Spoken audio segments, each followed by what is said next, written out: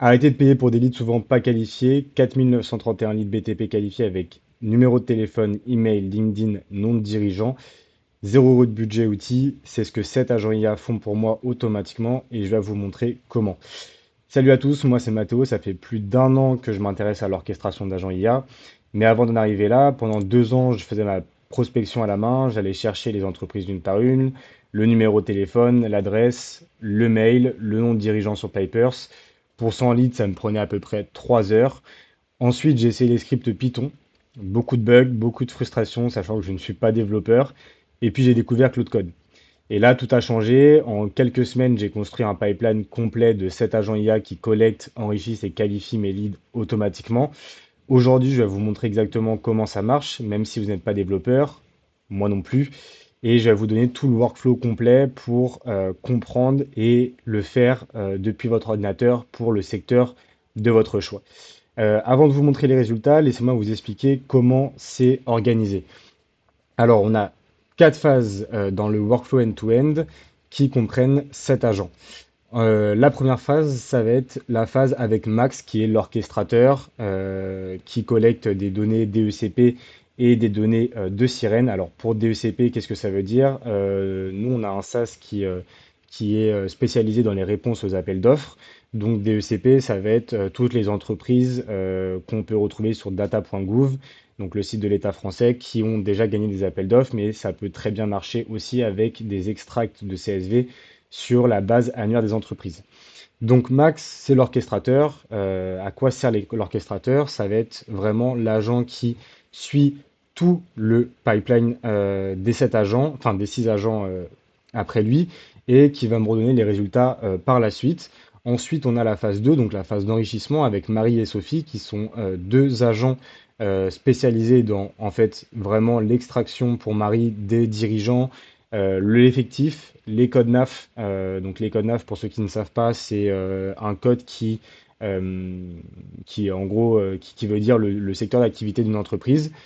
Elle va aussi chercher l'adresse et elle peut aussi chercher en fait, toutes les données qui sont sur Pipers. Donc ça veut dire le chiffre d'affaires annuel, N-1, N-2, N-3, toutes données en fait que vous avez besoin et qui est scrapable depuis Pipers. Ensuite, on a Sophie. Sophie qui est donc l'agent IA qui s'occupe de scraper les numéros de téléphone sur Internet avec les sites web. Pourquoi les sites web? Alors nous, ça ne nous intéresse pas forcément de savoir s'ils ont un site web ou pas, mais je vais vous expliquer par la suite dans la phase 3 pourquoi c'est intéressant pour nous. Ensuite, du coup, en phase 3, on a du coup ce qu'on appelle la phase contact avec Camille et Jules.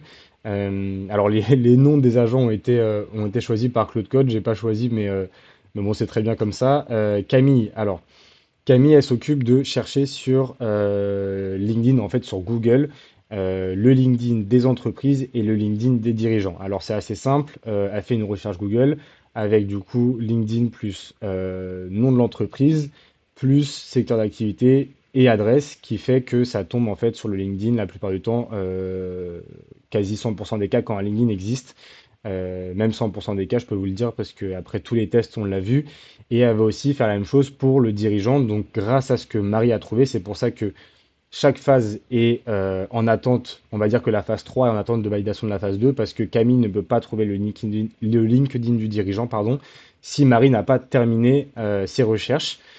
Et Camille a aussi un autre rôle. Elle va, une fois qu'elle a trouvé l'URL de l'entreprise, elle va aller chercher dans l'onglet Personnes pour voir s'il y a des personnes qui travaillent dans l'entreprise qui sont référencées sur la page entreprise de LinkedIn pour voir s'il y a d'autres personnes qui correspondent à des postes qui nous intéressent. Pour vous donner un exemple, donc nous, notre SaaS, on va chercher des personnes, du coup, des entreprises qui répondent à des appels d'offres. Souvent, c'est le plus rentable de contacter le dirigeant, mais il peut arriver que quand Camille scrape le LinkedIn, quand elle va dans la section personnes de l'URL de l'entreprise, on arrive à trouver des personnes qui ont un poste de responsable d'appel d'offres, responsable commercial qui peut nous intéresser aussi. Et en fait, ce qu'elle va faire, c'est qu'elle va récupérer ces données pour les enrichir dans la base de leads pour qu'on puisse avoir vraiment euh, une base de leads qui est vraiment complète pour actionner plusieurs prises de contact différentes. Ensuite, on a Jules. Donc Jules, son but, c'est uniquement de trouver des emails via le scrapping de site. C'est pour ça que Sophie fait aussi du scrapping de site web. Alors, il y a plusieurs formes d'emails. On va avoir les contacts arrobase, qui sont privilégiés dans notre secteur à nous. Mais on peut aussi trouver parce que nous, on va cibler par exemple aussi les architectes. Et il y a beaucoup de sites web d'architectes où on va trouver des sites web, pardon, des emails nominatifs. Donc Jules classe les emails il y a plusieurs colonnes, donc nominatif et en contact. Et ensuite, une fois que la phase 1, 2 et 3 est terminée, on passe à la phase 4. La phase 4 qui est la phase de qualification. Victor, son rôle, c'est le vérificateur de données. Donc lui, ça va être assez simple. Il va vérifier qu'il n'y a pas de doublon, que les numéros de téléphone sont corrects par rapport à la numérotation française. Il va vérifier aussi les emails. Donc on a un bouton actionnable qui teste en fait chaque email quand c'est des emails nominatifs ou même des contacts quand on n'est pas sûr pour vérifier que les paramètres DNS, donc pour vérifier que les emails sont encore actifs. Et ensuite, on a Thomas. Thomas qui est le seul agent IA qui nous coûte de l'argent et vous allez le voir, c'est très très peu d'argent. On l'a paramétré pour avec un système de scoring. Son but, ça va être vraiment de calculer un score par rapport à toutes les infos qu'on va avoir. Est-ce qu'on a le nom de dirigeant, toutes les infos qu'on récupère sur Papers, le téléphone, le site web, le LinkedIn, l'email. Et ça va nous donner, avec quelques autres paramètres en plus, ça va nous donner vraiment un score qui est beaucoup plus on va dire, beaucoup plus élevé. Et il nous fait aussi quelque chose d'autre pour nos commerciaux qui font du cold call et pour le mass mailing.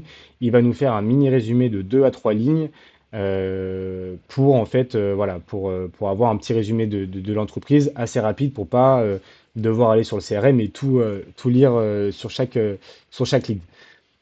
Je reviens en détail sur les 7 agents, enfin je ne vais pas revenir en détail parce que j'ai déjà expliqué. Là, vous pouvez voir du coup toutes les sources que chaque agent utilise, ainsi que les rôles. Comme vous pouvez le voir, tous les coûts sont absolument gratuits. C'est des scripts Python. Le gros changement comparé à des scripts Python, on va dire uniques, enfin qui restent dans leur stack, c'est que là, vraiment, l'orchestrateur, Max, et l'orchestration d'agent IA fait que tous les scripts Python passent et se valident uniquement si les agents antérieurs ont bien fait et fini leur travail. Le seul agent IA, comme je l'ai dit, qui nous coûte de l'argent, c'est Thomas, qui est basé sur Claude Haiku 4.5. Alors, Haiku 4.5, c'est un modèle d'IA de Claude. Le modèle d'IA qui coûte le moins cher, mais qui est on va dire, le plus efficient pour ce qu'on veut. Et on est autour de 2 à 5 euros par mois pour 5000 leads. Si je ne me trompe pas, pour les 4900 leads, on était à 3,84 €, quelque chose comme ça. Euh, et du coup, voilà. Donc, juste pour préciser, Victor, vérificateur de données, lui se base sur la source de lead qualifié. Donc, c'est le tableau sur Supabase qui a été enrichi par tous les agents au préalable. Et lui, du coup, il va faire son vérificateur de données uniquement sur cette table-là. Et du coup, Thomas, voilà, qui est plug, on va dire, sur Claude Haiku 4.5. Je ne vais pas rentrer en détail pour savoir comment on configure une clé API ou ces choses-là, parce que c'est pas le but de la vidéo.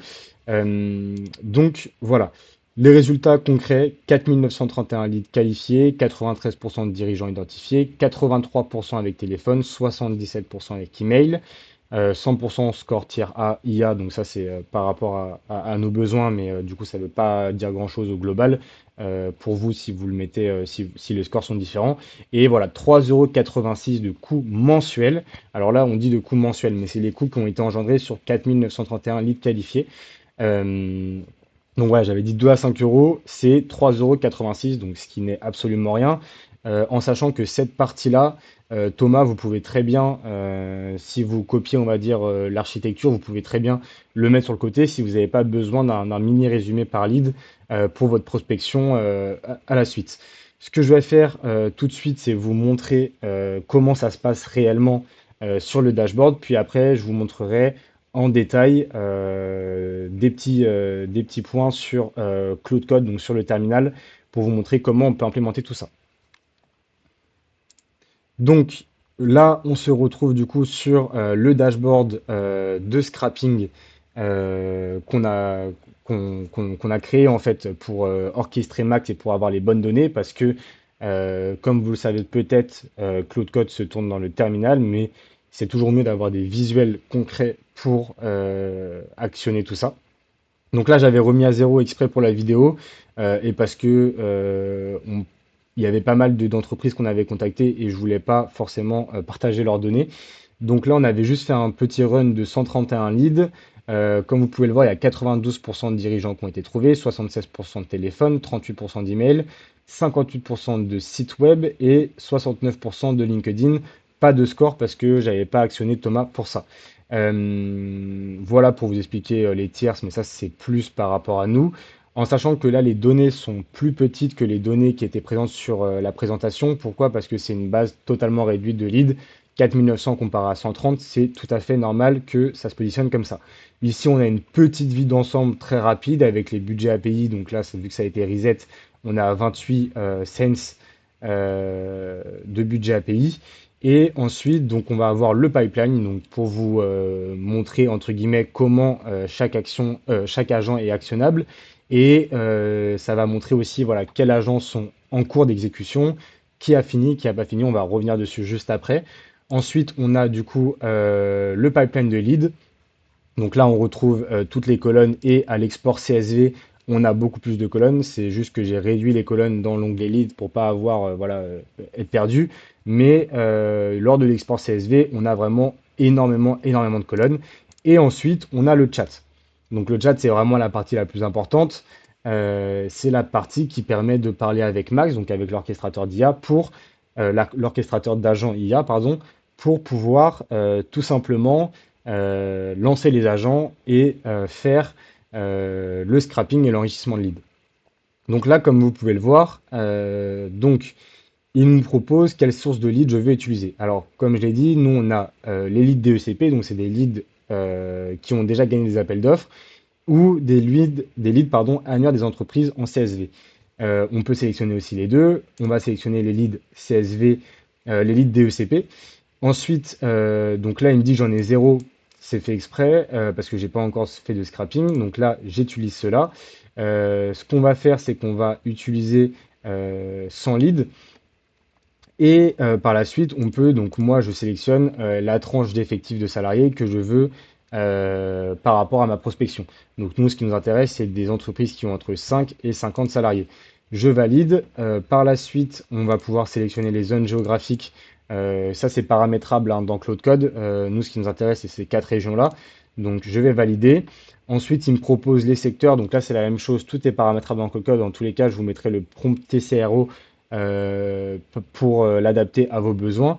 Moi, je vais sélectionner tout BTP. Et ensuite, du coup, voilà. Donc là, on a le pipeline complet, Marie-Sophie uniquement et Saint Thomas gratuit.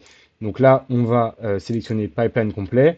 Et là, il lance. Donc là, ce qu'il vient de me dire concrètement, c'est que ce qui va se passer, il me fait un petit résumé de ce que j'ai paramétré et le coût estimé. Donc là, pour 100 litres, ça me coûte à peu près 10 centimes. C'est 1 centime pour 10 leads à peu près. Là, ça se lance, tout simplement. On peut voir que ici, c'est en cours. Donc Marie et Sophie sont en cours. On peut le voir voilà, ici aussi. Donc vu qu'on a déjà une base de leads, c'est normal que Hugo qui est un peu le sub-agent de Max, je ne l'avais pas présenté avant parce que c'est vraiment Max, mais juste pour la collecte de sirettes. Et donc là, on peut voir que Marie et Sophie sont en cours de recherche. Donc là, ça va avancer tout simplement. Et là, on peut le voir juste ici.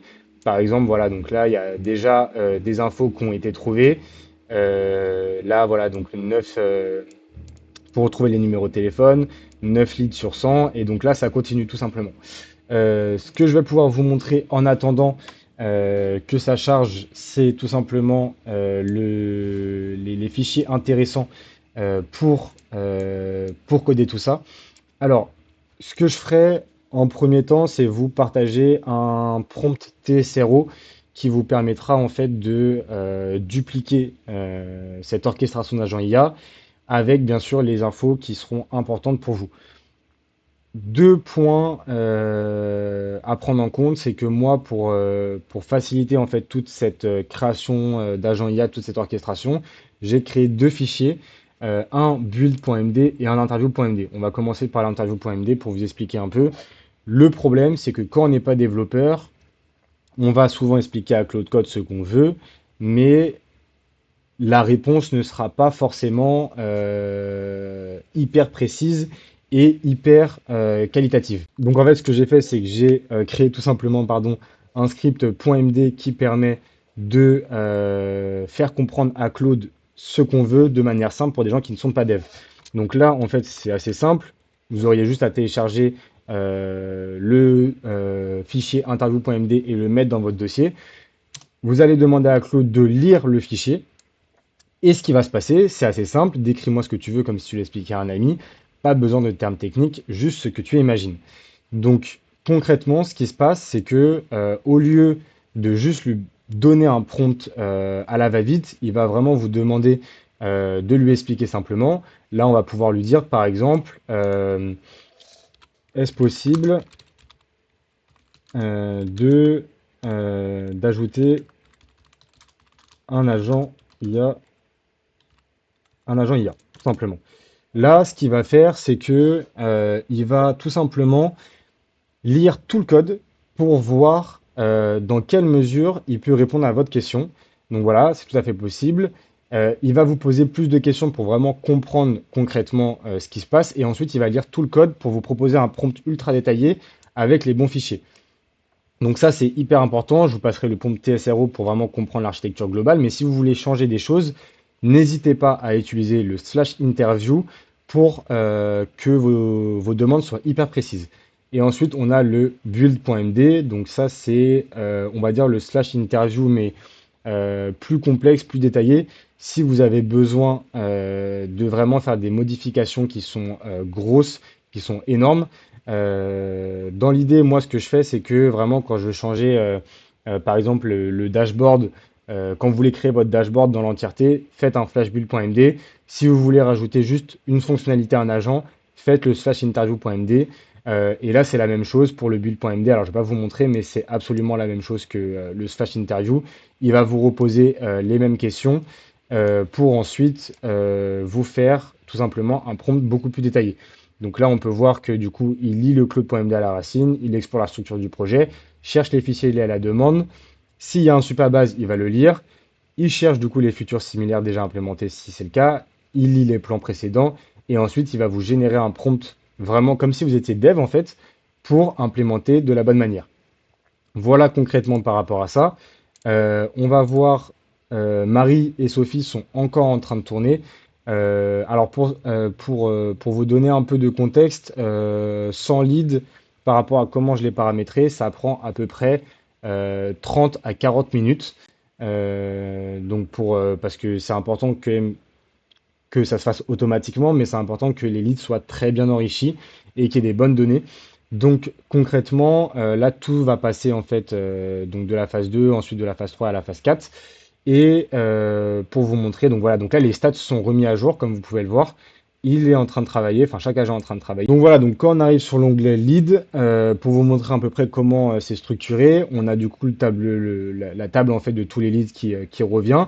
Et si on prend en exemple, par exemple cette entreprise-là, donc on a bien le prénom, nom de dirigeant, le numéro de téléphone, l'adresse mail, le numéro, enfin le nombre de salariés, et on va avoir du coup le site web, donc le site web de Decibel qui revient juste ici. Et ensuite, on a bien, tac, Decibel, l'URL du LinkedIn. Donc là, et c'est ce que je vous disais tout à l'heure, donc dans l'onglet personnes, il va du coup pouvoir scraper par rapport aux salariés qui sont présents dans l'entreprise, les personnes qui ont des postes qui peuvent vous intéresser. Donc ça se paramètre aussi. Tout sera expliqué dans le prompt TCRO. Et voilà concrètement comment tout ça fonctionne. Donc là, vous pouvez voir que Sophie a terminé. Alors, je ne vais pas filmer jusqu'à la fin parce que ça prend 30 à 40 minutes. Mais pour vous montrer en fait comment ça fonctionne. Donc une fois que Marie aura terminé, ça va passer à la phase 3, Camille et Jules. Et ensuite, la phase 4, Victor et Thomas.